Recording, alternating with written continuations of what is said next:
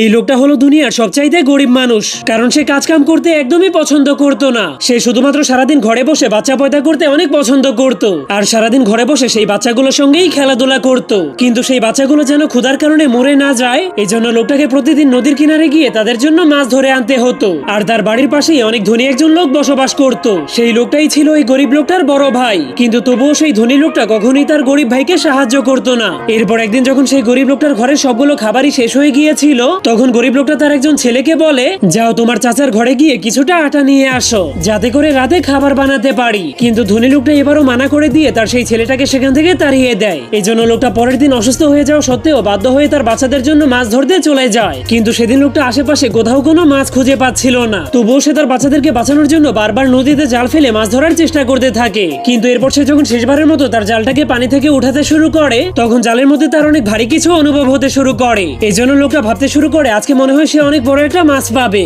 কিন্তু সে জালটাকে উপরে উঠানোর পর দেখতে পায় সেটার মধ্যে অনেক বড় একটা গোল পাথর আটকে আছে। সেটা দেখার পর লোকটার মনটা অনেক খারাপ হয়ে গেলেও সে ভাবতে শুরু করে আজকে সে খালি হাতে বাড়িতে না গিয়ে এই পাথরটাকে নিয়েই বাড়িতে যাবে, যাতে করে তার বাচ্চারা এই পাথরটাকে দিয়ে ফুটবল খেলতে পারে। এরপর তার বাচ্চাগুলো সেই গোল পাথরটাকে পেয়ে অনেক খুশি হয়ে সেই পাথরটাকে দিয়ে খেলতে শুরু করে দেয়। কিন্তু বাচ্চারা সেই পাথরটাকে দিয়ে খেলতে শুরু করলেই হঠাৎ করে সেই পাথরটা চাঁদের মতো চকচক করতে শুরু করে দেয়। তখনই গরিব লোকটা সেই পাথরটাকে দেখে অনেক অবাক হয়ে জলদি করে তার বউকে ঘুম থেকে জাগিয়ে দেয়। যা দেখার পর সেই লোকটার বউ বুঝতে পারে এটা কোনো সাধারণ পাথর না, এটা হলো পৃথিবীর সবথেকে মূল্যবান হীরা। এই জন্য তারা দুইজন সিদ্ধান্ত নেয় তারা এই হীরাটাকে রাজার কাছে বিক্রি করে কোটিপতি হয়ে যাবে। যার কারণে পরের দিন সকালে এই লোকটার বউ জলদি করে সেই হীরাটাকে নিয়ে রাজার রাজমহলে চলে যায়। যা দেখার পর রাজা তাকে বলে, তুই এটাকে কোথায় পেয়েছিস? আমি এটার পরিবর্তে তোকে শুধুমাত্র 150 টাকাই দিতে পারবো। যা শোনার পর সেই মহিলা কিছু না বলে রাজার দিকে শুধুমাত্র চুপ হয়ে তাকিয়ে থাকে। এই জন্য রাজার মনে হয় সে অনেক কম দাম বলে দিয়েছে। যার কারণে রাজা তাকে বলে, আচ্ছা ঠিক আছে 300 টাকা দিব, তুই আমাকে এটা দিয়ে দে। কিন্তু এটা শোনার পরেও মহিলা কিছু না বলে রাজার দিকে অবাক হয়ে তাকিয়ে থাকে।